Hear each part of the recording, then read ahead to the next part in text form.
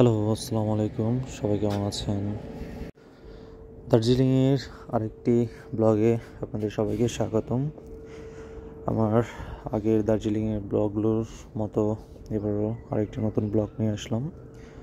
আজকে আমরা যাচ্ছি মিরিক লেক, দার্জিলিংয়ের অন্যতম একটি সুন্দর জায়গা।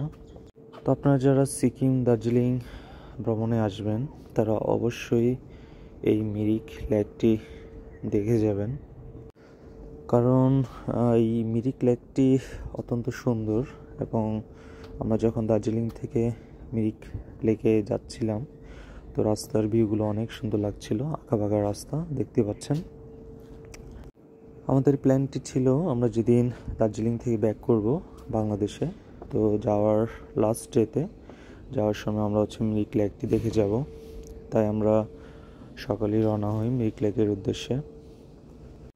হোটেল থেকে চেক আউট করে আমরা চলে আসি সুমো গাড়ি দিয়ে।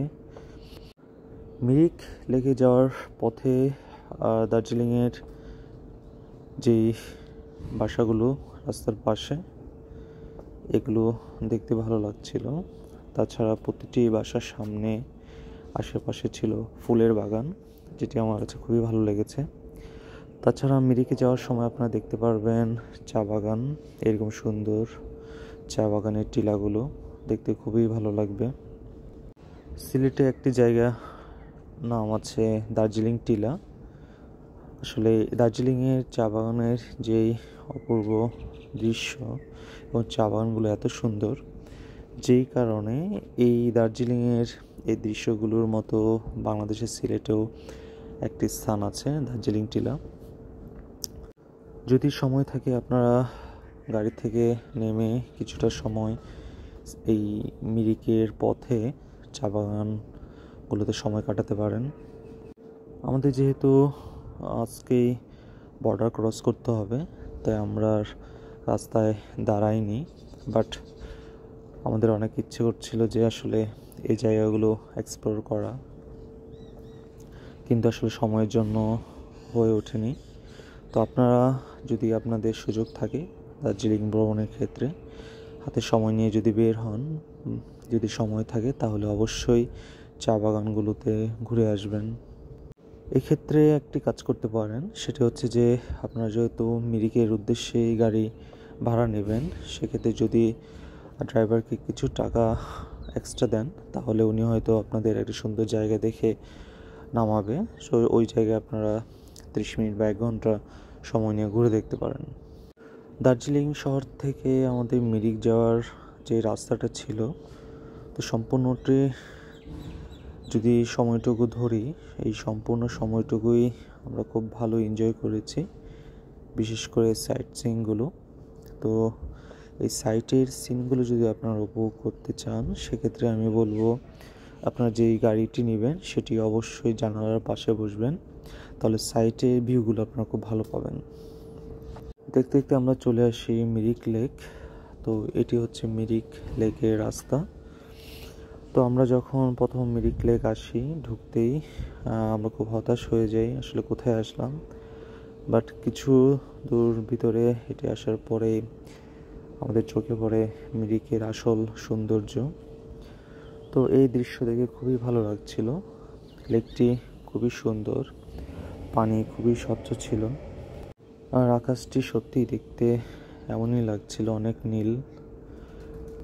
লেকের উপরে একটি ব্রিজ আছে এক পাশ থেকে অন্য পাশে যাওয়ার। আপনারা কেউ চাইলে এখানে বোট রাইড করতে পারেন। তো ব্রিজের ওই পাশে হচ্ছে মিরিকের মার্কেট বলা যায়। তো আমরা মার্কেটে ঘুরতে চলে আসি। মজার ব্যাপার হচ্ছে এখানেও আপনারা বাঙালি হোটেল পেয়ে যাবেন, একদম বাংলা ভাষায় লেখা খাবারের হোটেল। এখানকার অন্যান্য ড্রেস এখান থেকে চাইলে কিছু কিনতে পারেন। তো আমরা মিরিক লেকটি সম্পূর্ণ ঘুরে দেখছিলাম। এখানে একটি আই লাভ মিরিক ছিল, সবাই ছবি তুলছিল, লেকের ধারেও অনেকে ছবি তুলছিল। মিরিক লেকে হচ্ছে ইন্ডিয়ার বা দার্জিলিংয়ের এই ট্রেডিশনাল ড্রেসগুলো ছিল, চাইলে এখান থেকেও আপনারা এগুলো ভাড়া নিতে পারেন। এগুলো ভাড়ার জন্য 100 রুপি লাগবে। তো মিরিক লেক এক্সপ্লোর করে আমরা ব্যাক করছিলাম এখন বর্ডারের উদ্দেশ্যে। তো মিরিক লেক আমার কাছে সত্যি অনেক ভালো লেগেছে। দার্জিলিং ভ্রমণের অন্যতম একটি স্থান ছিল এই মিরিক লেক, কিন্তু আমরা খুবই কম সময় এখানে ছিলাম, আর একটু সময় বেশি থাকলে হয়তো ভালো লাগতো।